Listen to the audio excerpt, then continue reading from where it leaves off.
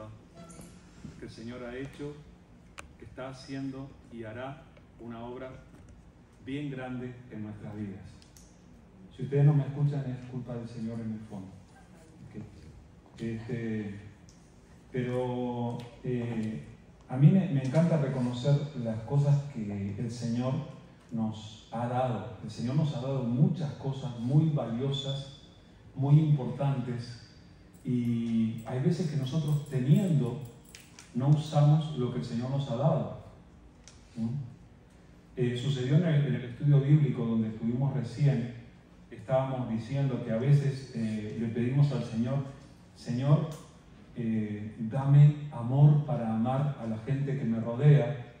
Y escuché una voz del fondo del salón, bien del fondo del salón, que decía, y el Señor dice: yo ya pedí. ¿Ah? ¿Verdad? ¿Sí? El Señor nos ha dado. El Señor nos ha dado amor para que amemos aún a los intratables. Y eso es bien grande. O sea, Dios quiere manifestar su gracia a través de nosotros. Y nos ha dado muchos recursos tan buenos. Fíjense en lo que cantábamos nosotros. La segunda canción que cantábamos decía, segunda o tercera, decía: el gozo que el Señor ha puesto en mí es la fuerza de mi vida. ¿Ustedes saben lo que es el gozo? ¿Ustedes saben cuando me gozo yo? Cuando gana Uruguay en las eliminatorias. Cuando me gana Argentina, cuando me gana Brasil, no me gozo nada, ¿no? Nosotros muchas veces identificamos el gozo con ciertas experiencias que consideramos beneficiosas para nuestras vidas.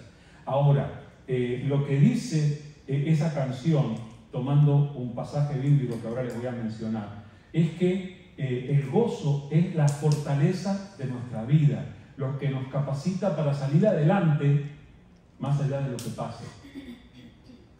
Entonces, si pierdes tu billetera, tu monedero, con todas tus tarjetas de crédito y $400 que tenías ahí metido, no sé por qué, ¿te puedes gozar? ¿De acuerdo a lo que dice la palabra? Sí. Y hay lágrimas de gozo también, mi hermana. Sí, uno llora, sí.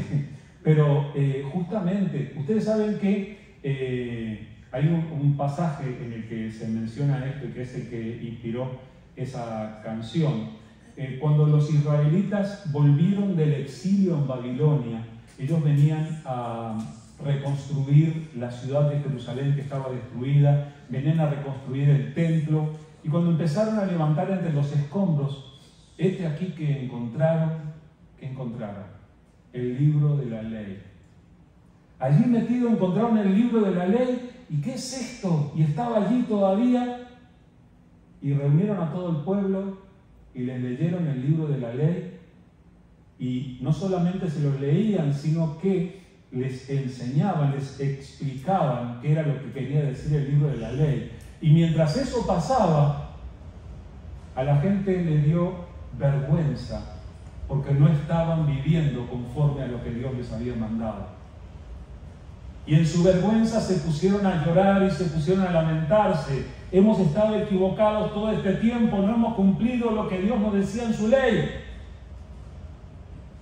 En determinado momento, Nehemías, el gobernador, hizo esto. Les voy a leer en Nehemías capítulo 8, versículos 9 y 10. Nehemías 8, versículos 9 y 10 dice: y Nehemías el gobernador y el sacerdote Esdras, escriba, y los levitas que hacían entender al pueblo, dijeron a todo el pueblo: día santo es a Jehová nuestro Dios. No os entristezcáis, ni lloréis, porque todo el pueblo lloraba oyendo las palabras de la ley. Luego le dijo: id, comed grosuras y bebed vino dulce y enviad porciones a los que no tienen nada preparado, porque día santo es a nuestro Señor. No os entristezcáis, porque el gozo de Jehová es vuestra fuerza. En eso se inspiró la canción que nosotros cantamos. Nehemías y los que estaban con él, Esdras y los demás, los enviaron a los del pueblo que estaban lamentándose, que estaban llorando. Los envió a que comieran, a que se alegraran, a que compartieran, porque este día santo, decían, este es un día especial, y porque el gozo del Señor es la fuerza de ustedes. El Señor les ha dado gozo, no solamente tristeza. Sí, el Señor nos señala nuestros errores, pero aún en la palabra del Señor que nos señala nuestros pecados, nosotros encontramos el gozo de encontrar la sabiduría y la salvación que hay en nuestro Señor. Entonces, el gozo del Señor, ¿qué es nuestra fuerza. No importa lo que pase. Cuando el Señor Jesús enfrentó la muerte en el Calvario, Él le decía a los discípulos, esto está en Juan 15:11, Él les decía, estas cosas os he hablado para que mi gozo esté en vosotros y vuestro gozo sea cumplido. Interesante, ¿verdad? El Señor era el que estaba a punto de ser arrestado, el que estaba a punto de ser crucificado, el que estaba a punto de vivir la carga de todos los pecados sobre Él. Y Él dice, yo tengo mi gozo. Amigos, discípulos, les comparto mi gozo para que mi gozo esté en vosotros. El Señor, al pie prácticamente de la cruz, tenía un gozo que lo compartía con sus discípulos. Y nosotros, que somos los que hemos gozado el privilegio de establecer una relación con el Señor, tenemos algo especial. Nan leyó en el Salmo 16, yo les voy a leer solo el versículo 11, donde el salmista le dice, me mostrarás la senda de la vida, en tu presencia hay, ¿qué hay? Plenitud de gozo, delicias a tu diestra para siempre. O sea que el Hijo de Dios, el cristiano, tiene un caudal de gozo que viene de Dios.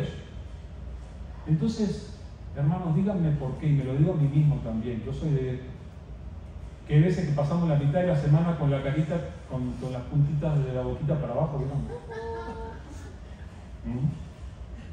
Traemos cada cara, hermano. ¿Por qué si tenemos un caudal de gozo que el Señor nos dio? Déjenme recordarles también que el gozo es fruto del Espíritu. Mas el fruto del Espíritu es amor, gozo, paz. Tenemos eso. Es una dádiva de Dios, es lo que Dios nos ha dado. ¿Y por qué entonces es que a veces andamos amargados? ¿Por qué es que a veces no aprovechamos las cosas que el Señor nos ha dado? Bueno, una de las grandes claves para entender por qué perdemos a veces el gozo y cuál es la clave para recuperarlo, está escrito en una carta del Nuevo Testamento que fue escrita alrededor del año 62 después de Cristo. La escribió el apóstol Pablo cuando él estaba en prisión. ¿Y saben a quiénes se la escribió? Al carcelero, a Lidia, a los familiares de ellos, tal vez a algunos de los presos que habían quedado libres. ¿Se acuerdan de lo que les estoy hablando? La semana pasada les hablé de la visita de Pablo y Silas y Timoteo a Filipos. Y al principio estaba todo bien, obedientes a la palabra del Señor y obedeciendo al Señor y actuando en el poder del Señor, y de repente a prisión. Y en la prisión, ¿qué era lo que hacían Pablo y Silas? Se gozaban, experimentaban el gozo. Podrían haber dicho, ¿por qué me pasa esto? Pero no, y compartieron el Evangelio con aquellas personas. Bueno, algunos años más tarde, cuando Pablo estaba otra vez prisionero, esta vez en Roma, encadenado a un soldado que estaba todo el tiempo ahí con él, Pablo les escribe una carta a esas mismas personas, a los habitantes de la iglesia en Filipos. Uno de los miembros de la iglesia, que se llamaba Epafrodito, había viajado hasta Roma. Ellos se habían enterado que Pablo estaba en Roma y que estaba en prisión, y había viajado para llevarles una ofrenda a Pablo y para llevarles el amor, el afecto de los hermanos en Filipos, y él les responde con una carta. Es interesante que en esta carta que Pablo le escribe a los filipenses, por lo menos 19 ocasiones, en 4 capítulos, él les menciona el gozo o la acción de regocijarse. No ocurre esto en ningún otro libro de toda la Biblia, pero en los 4 capítulos de Filipenses, él les menciona la acción de alegrarse constantemente en los 4 capítulos. Estoy haciendo algo que habitualmente no hago. Generalmente yo escribo mis propias notas, preparo de acuerdo a lo que el Señor va poniendo en mi corazón mis mensajes, pero hoy yo les estoy compartiendo los pensamientos de un sabio escritor, alguien que fue muy inspirado por el Señor. Él se llamó Warren Wiersbe. Él escribió muchos libros cristianos y entre ellos él comentó la carta a los filipenses, y yo estoy robándole sus notas.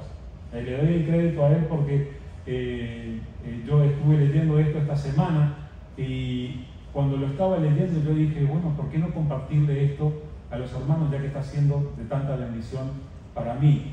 Así que de la palabra a Warren, a Alfredo, a todos nosotros, ¿ok? Que el Espíritu Santo siga obrando en nosotros. Lo que nos dice esto es que Pablo, cuando él escribió esta carta, así como cuando él estuvo en la prisión en Filipos, Pablo estaba preso, estaba encadenado a otra persona de la que no podía apartarse en ningún momento. Pablo no tenía muchas razones humanas para alegrarse, y sin embargo escribió la carta más llena de gozo de toda la Biblia, dirigida a sus amigos los filipenses. Entonces necesitamos aprender de Pablo, ¿verdad?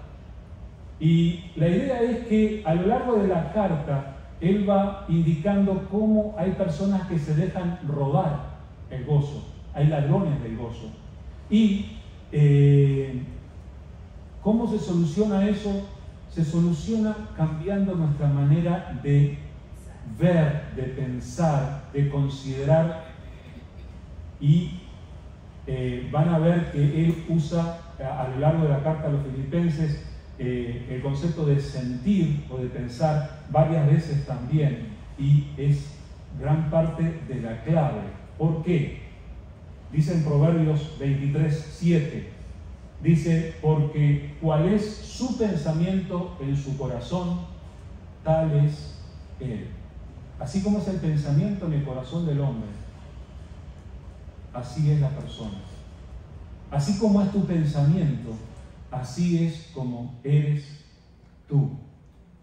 Entonces necesitamos tal vez repasar, considerar cómo es nuestro pensamiento, cómo es nuestra manera de enfrentar las cosas que tenemos que vivir. Y Wiersbe considera que Filipenses es una especie de tratado de psicología para el discípulo de Jesús. Así que arreglamos a la salida, hermanos, les estoy ahorrando 5 o 6 sesiones de psicólogo con esto. Entonces, bueno, pero lo cierto es que tenemos que considerar primero cuáles son los ladrones que nos roban el gozo. Hay ladrones que te roban el gozo. ¿Sabías esto? El gozo es tuyo, el Señor te lo dio, pero hay ladrones que te roban el gozo. ¿Y cuáles son estos ladrones? El primero de los ladrones son las circunstancias. Ustedes se dieron cuenta que nosotros cambiamos de humor de acuerdo a lo que pasa. Nosotros sonreímos o ponemos esa cara dura de acuerdo a lo que está pasando a nuestro alrededor o lo que está pasando en nuestra vida. Es más, nosotros tenemos algunos días a los que le decimos, hoy no estoy teniendo un buen día. ¿Ustedes hacen eso? De acuerdo a lo que nos pasa, nosotros experimentamos nuestro gozo o no. Ahora, si las circunstancias pueden robarnos un gozo que es nuestro, ¿ustedes se han dado cuenta cuántas cosas nosotros no podemos controlar? La mayoría de las cosas que nos suceden, nosotros no las controlamos. Sin embargo, dejamos que el gozo nos sea quitado por las circunstancias, por las cosas que nos pasan. Nos roban el gozo. A mí me encanta que el apóstol Pablo, viviendo una situación mucho peor de la que cualquiera de nosotros podemos vivir en este momento, escribió la carta más llena de gozo de la Biblia. ¿Se dan cuenta? Él tenía gozo. Así como Jesús, a punto de ir a la cruz, podía decir a sus discípulos, amigos, les voy a dar de mi gozo. Les digo estas cosas para que tengan mi gozo. Él tenía un gozo y aún lo compartía. El otro ladrón del gozo nuestro es la gente. La gente tiene una capacidad tan especial para robarnos el gozo. ¿A ustedes les ha pasado que estaban todos contentos hasta que de repente se encontraron con tal persona y... ¿No les ha pasado a ustedes eso? ¿O no les ha pasado que alguna persona justo ha hecho algo, ha dicho algo que tuvo la capacidad de quitarnos la alegría? Escuchen, todos nosotros en algún momento hemos perdido nuestro gozo a causa de la gente. Y vamos a ser conscientes de que también nosotros hemos contribuido, hemos puesto de nuestra parte para hacer a alguien infeliz en algún momento. Las personas son ladrones de gozo también. Pero no podemos aislarnos, ¿verdad? Tenemos que vivir, tenemos que trabajar, tenemos que relacionarnos, tenemos que venir a la iglesia. Hasta en la iglesia, en algún momento, nos podemos quitar el gozo. Pero tenemos que luchar con eso. Estamos reconociendo quiénes son nuestros ladrones de gozo. Hermanos, somos sal y luz en este mundo. Tenemos que seguir relacionándonos con la gente y tenemos que llegar a poder darle gozo como Jesús hacía y no dejarnos robar el gozo. Entonces, las circunstancias nos roban el gozo, la gente nos roba el gozo. ¿Saben quién más? Las cosas. Las cosas tienen la capacidad de robarnos el gozo. Cuentan que Abraham Lincoln caminaba por una calle con sus dos hijos y los dos hijos estaban llorando y peleándose. Y alguien le preguntó, ¿qué le pasa a sus hijos? Abraham Lincoln le dijo, le pasa lo que le pasa a todo el mundo. Tengo 3 nueces y cada uno de mis hijos quiere 2. Estaban amargados porque uno de ellos iba a recibir una. Y ninguno quería ser el que recibía una sola. ¿Qué pasó? Las cosas, en este caso las nueces, le estaban robando el gozo. A nosotros las cosas también tienen la capacidad de robarnos el gozo. Jesús dijo en Lucas 12:15, mirad y guardaos de toda avaricia, porque la vida del hombre no consiste en la abundancia de los bienes que posee. Tu vida no consiste en las cosas que tienes. Sin embargo, cuando no tenemos las cosas, ¿se dieron cuenta ustedes que a veces miramos al vecino de al lado y miramos su carrito, tiene carrito del año nuevo, qué lindo, y miramos el nuestro? Y se nos fue el gozo. ¡Qué frágiles que somos! ¿Cómo las cosas pueden tener la capacidad de robarnos el gozo? El Señor nos dijo que no nos hagamos tesoros en la tierra, porque son cosas pasajeras que no duran, que no satisfacen. Pero hasta el día de hoy las personas seguimos pensando que si yo tuviera tal, entonces estaría llenito de gozo. Oigan, no es así. Tenemos que reaccionar de que también las cosas nos roban el gozo. Y otro ladrón del gozo, y este relacionado con todo lo anterior, se llama la preocupación. Parece ser lo contrario al gozo. La preocupación es el cuarto ladrón del gozo y parece ser el peor de todos. Uno puede comprar de todo en esta vida, pero no puede comprar esas cosas que van por dentro, ¿verdad? Alguien dijo hace muchos años, tú en la farmacia puedes comprar sueño, pero no descanso. Y podemos pensar en que tenemos razones para preocuparnos. Ustedes fíjense que el apóstol Pablo, si él hubiera querido tener razones para que la preocupación le robara el gozo, la habría tenido. Él estaba a punto de ir a un juicio del que podía terminar degollado. Podía estar deprimido, podía estar entristecido, podrían haberle robado el gozo.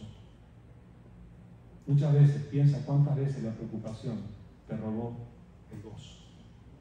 Entonces, ¿cuáles eran nuestros ladrones del gozo? A ver si ustedes me ayudan a recordar. Los ladrones que le roban el gozo son las circunstancias, la gente, las cosas y la preocupación. Son los que nos roban el gozo. ¿Y cómo podemos derrotar a estos ladrones del gozo? Tenemos que cultivar las actitudes adecuadas. Y a veces actitudes mentales, la forma en la que vemos, la forma en la que pensamos acerca de las cosas. Entonces vamos a considerar rápidamente las 4 actitudes que mantienen el gozo. 4 actitudes que mantienen el gozo. ¿Saben cuántos capítulos tiene Filipenses? 4. Y en cada uno de los capítulos podemos considerar una actitud que nos puede ayudar a disfrutar del gozo que el Señor nos ha dado. La primera actitud que mantiene el gozo es la mente sencilla. No dije sencilla. La mente sencilla. Y esa palabra sencilla se refiere a que tenga un solo propósito. Eso de sencillo no es que sea pobre, no es que sea fácil, se refiere a que tenga un solo propósito, un solo ánimo, un solo sentir. Y ustedes saben que justamente Santiago, que estamos estudiando los domingos en la mañana, dijo algo muy sabio. En Santiago 1:8 dijo, el hombre de doble ánimo es inconstante en todos sus caminos. El hombre de doble ánimo, no se refiere esto de doble ánimo a que tenga 2 caras, a que sea hipócrita, sino a que pueda tener 2 sentires contrarios, que se oponen. El hombre de doble ánimo es inconstante porque está como dudando entre 2 propósitos diferentes en la vida. Necesitamos nosotros elegir una cosa sola por la cual vivir. ¿Escucharon decir alguna vez que uno no puede tener un pie en el mundo y un pie en el reino de Dios? No se puede a la vez. Con respecto a las riquezas, Jesús decía, no se puede adorar a 2 señores. No se puede honrar u obedecer a 2 señores al mismo tiempo.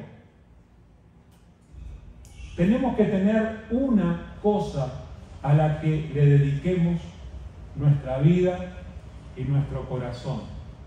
Filipenses 1:21, que es un versículo muy conocido.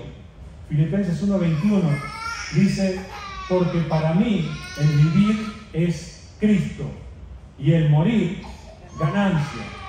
¿Cuál era la única cosa para la que Pablo vivía? Pablo vivía para Cristo. Y fíjense que aún considera ganancia la muerte, porque la muerte lo lleva a Cristo. Él tenía una sola cosa por la que vivir. Ahora, nosotros parece a veces que nos dividimos. Nosotros tenemos nuestros ratos, nuestros momentos en los que estamos bien con el Señor, en los que tenemos nuestro tiempo devocional, a veces leemos la Biblia o venimos, nos congregamos, este es nuestro momento para Cristo Jesús, y luego salimos de aquí y nuestra cabeza se va en otra dirección.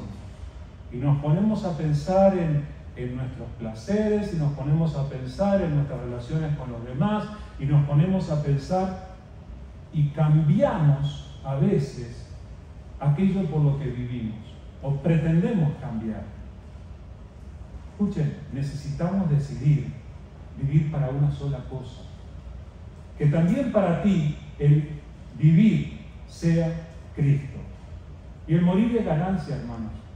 El morir no es una tragedia para el cristiano, sino que el morir es ganancia. En Filipenses capítulo 3, versículos 13 y 14, Pablo le decía a los filipenses: hermanos, yo mismo no pretendo haberlo ya alcanzado, pero una cosa hago, olvidando ciertamente lo que queda atrás y extendiéndome a lo que está delante, prosigo a la meta, al premio del supremo llamamiento en Cristo Jesús. ¿Cuántas cosas hacía Pablo? Una cosa. Yo mismo no pretendo haberlo ya alcanzado, pero una cosa hago. ¿Saben que es más fácil hacer una cosa sola? Hay veces que nosotros pretendemos ser como esos que arrojan cosas malabaristas, ¿verdad? Pero no. Es mejor hacer una sola cosa. Es mejor tener una sola meta en la vida. Y esto es lo que el Señor quiere de ti, que tú vivas para Él. Es peor para ti si procuras dividirte en 25 pedazos y vivir un poco para tu trabajo, un poco para tu familia, un poco para el que está mirando, un poco para quién. El Señor quiere que vivas para Él. Entonces, la actitud que te va a devolver el gozo es tener una mente sencilla. Tenemos que aprender a concentrarnos en nuestra relación con el Señor. La segunda actitud que nos devuelve el gozo es la mente sumisa. Esta es una cuestión que no tiene mucha popularidad, ¿verdad? Nosotros le llamamos sumisos a personas, hasta lo decimos con un poco de desprecio. Es una persona sumisa porque hace todo lo que le dicen, porque nunca se revela, porque nunca expresa su opinión.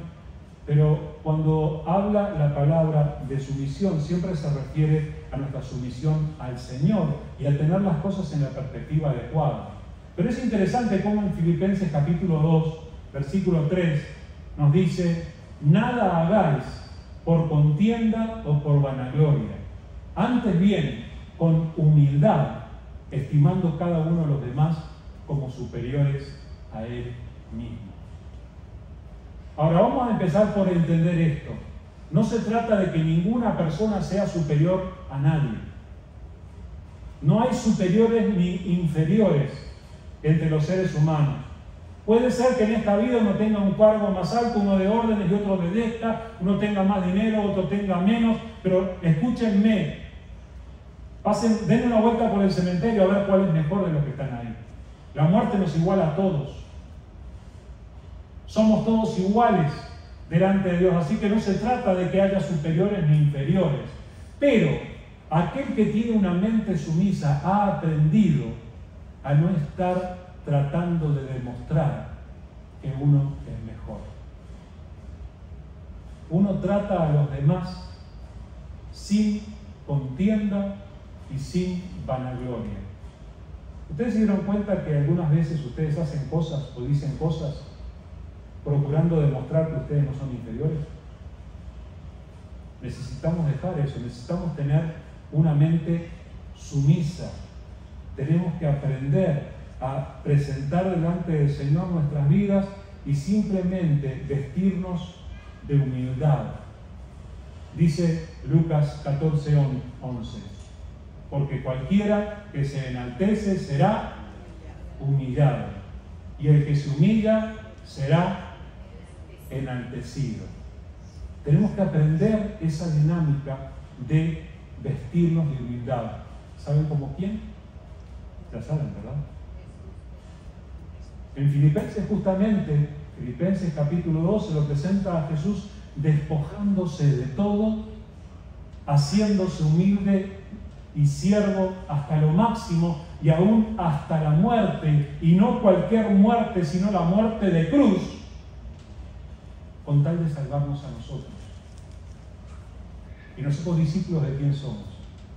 De Jesús. Tenemos que aprender a veces a despojarnos para vestirnos de humildad y para tener la actitud adecuada para vivir con gozo. Hermanos, si vivimos tratando de demostrarle a los otros que no somos tan pobrecitos, vamos a perder el gozo. Pero si somos humildes y dejamos que el Señor determine quiénes somos nosotros, podemos vivir con gozo toda la vida. La tercera actitud que nos ayuda a recuperar el gozo es tener la mente espiritual. Les dije que uno de los ladrones del gozo son las cosas. Hay veces que vivimos tan concentrados en las cosas, en el tener, que perdemos la alegría. Pero el apóstol Pablo en Filipenses habla de personas que pierden la bendición por pensar en las cosas.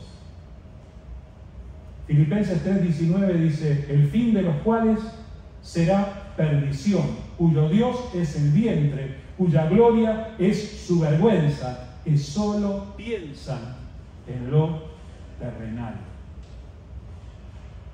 Pablo habla de esas personas y hay veces que nosotros podemos compararnos con ellos, que terminamos pensando solamente en las cosas materiales, y eso nos roba la alegría, hermanos. El Señor nos dio una alegría que no depende de lo que tengamos, no depende de las cosas terrenales. Filipenses 3:20, el siguiente versículo dice: mas nuestra ciudadanía está en los cielos, de donde también esperamos al Salvador, al Señor Jesucristo. Nosotros tenemos otras riquezas, hermanos. En Colosenses dice: si ustedes han sido redimidos con Cristo, pongan la mirada en las cosas de arriba. O sea, dejen de mirar todo esto, ya no se comparen con los demás, no busquen tener lo que tienen otros. No dejen que las cosas, lo material, les robe el gozo. La persona que tiene una mente espiritual mira las cosas con una mirada desde un punto de vista celestial, y eso hace toda la diferencia. Y finalmente, la cuarta actitud que nos ayuda a recuperar el gozo es tener una mente segura. Esta es la que nos ayuda a derrotar la preocupación, que parece ser uno de esos enemigos que tenemos que son bastante difíciles de superar.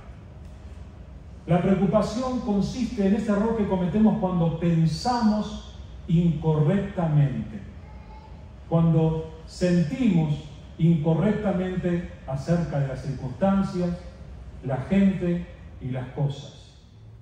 Pero cuando nosotros tenemos una mente sencilla, una mente sumisa y una mente espiritual, vamos a poder ver por encima de la preocupación. Dice en Filipenses 4:7: y la paz de Dios, que sobrepasa todo entendimiento, guardará vuestros corazones y vuestros pensamientos en Cristo Jesús.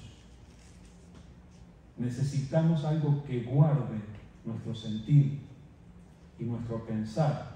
¿Y qué es eso? Es la paz de Dios, que ayuda a que nuestras mentes se coloquen en el lugar donde encuentran el equilibrio, y eso es en nuestra relación con el Señor. Así que necesitamos acceder a la paz de Dios, el poder de Dios, la provisión de Dios. Tenemos tantas cosas buenas que Dios nos ha dado, que hay veces que tendríamos que preguntarnos, hermanos, ¿por qué tenemos que preocuparnos?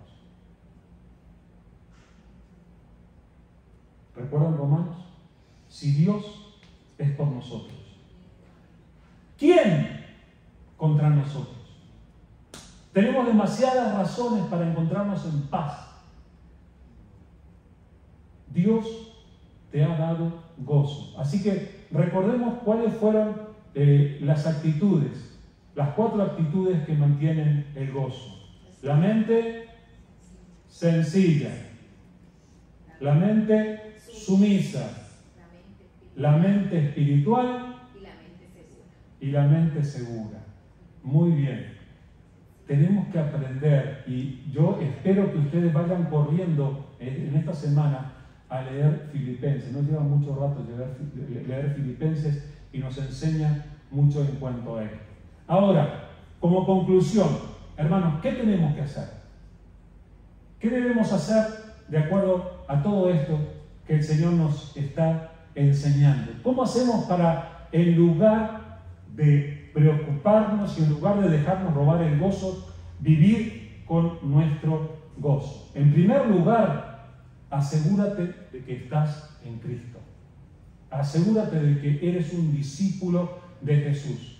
¿Saben algo que me llamó tanto la atención? Leyendo Filipenses, el capítulo 1, el capítulo 2, el capítulo 3, el capítulo 4, cada uno de sus primeros versículos empieza con la frase en Cristo.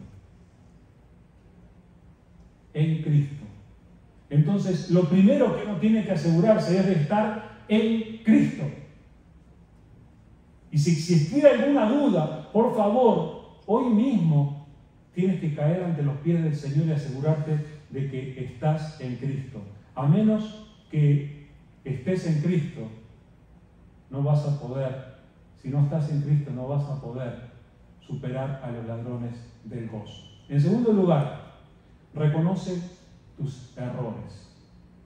Hay veces que hemos sido de doble ánimo, hemos sido orgullosos, hemos tenido una mente mundana, nos hemos llenado de preocupaciones, hemos pecado delante de Dios. Necesitamos venir delante del Señor y pedirle perdón.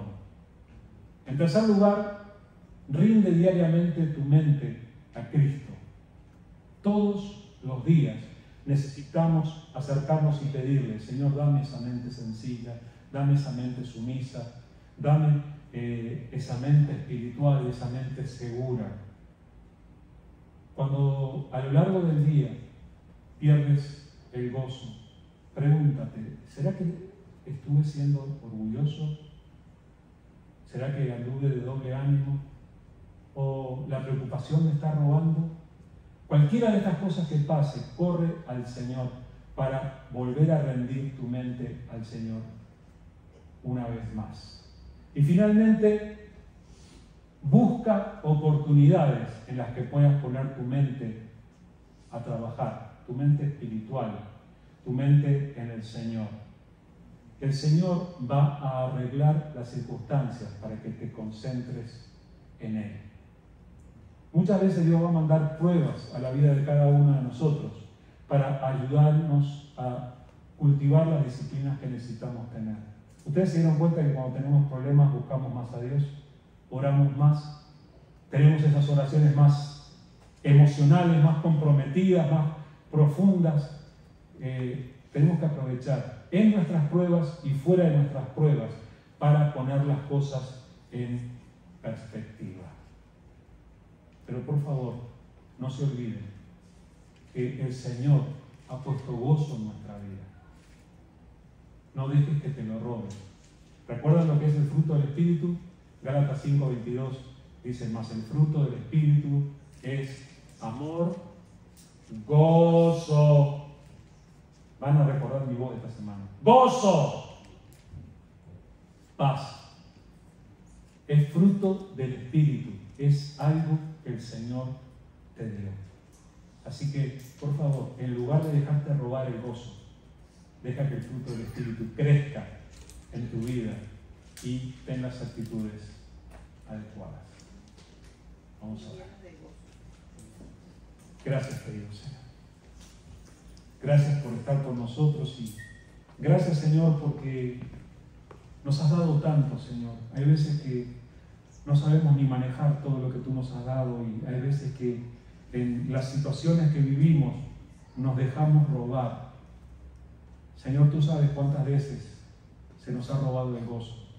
Señor, te pedimos en el nombre de Jesús que tú estés ayudándonos a reaccionar, Señor, que nos ayudes a ponernos firmes contra todos estos ladrones del gozo que tú has puesto en nosotros. Señor, mira el corazón de cada uno de nosotros. Si hay alguno que está preocupado hoy, Señor, si hay alguno que ha estado pensando y dejando que las cosas le roben la alegría, si hay alguno que ha permitido que la gente, que alguna persona le robe el gozo, Padre, en el nombre de Jesús, yo te ruego que nos ayudes a todos a reaccionar y a oponernos a esos ladrones y a dejar que seas tú el que pongas tu gozo en nosotros. Gracias, Señor. Gracias, Padre. Señor, en esta semana, cuando enfrentemos las diferentes situaciones, cuando estemos enfrentando esas circunstancias que a veces van a amenazarnos y van a querer preocuparnos, Señor, ayúdanos a aferrarnos a ese gozo que tú nos das. Señor, si Pablo pudo estar con gozo en la prisión, en Filipos, en Roma, Señor, nosotros podemos estar con gozo en medio de nuestras situaciones. Ayúdanos, Señor. Necesitamos fortalecernos en ti y crecer en nuestra relación contigo. Danos de tu gozo, que tu gozo brote abundantemente en nuestra vida. Gracias por tu palabra, Señor. Te pedimos que tú prosperes esta palabra en nuestros corazones y que sigas obrando en nosotros. Y como ya hemos orado a ti, bendícenos no solamente a nosotros, sino a los hermanos que no han podido llegar en este día. Señor, a ti sea toda la gloria y la alabanza y que sea abundante el fruto que demos de esta palabra que hoy está sembrando en nuestros corazones. Gracias, Señor. En el nombre de Jesús. Amén. Amén. Muy bien, ya conocen mi invitación para esta semana. Miércoles, ¿a qué hora? 6. A las 6. Venimos, tenemos nuestro tiempo de comunión con nuestros hermanos, cargamos nuestras baterías, nos fortalecemos. El domingo a las 9 seguimos estudiando Santiago. Está bien bueno ese estudio de Santiago. Y a las 10:15 nuestro servicio como cada semana. Que el Señor les bendiga, que tengan una muy buena semana.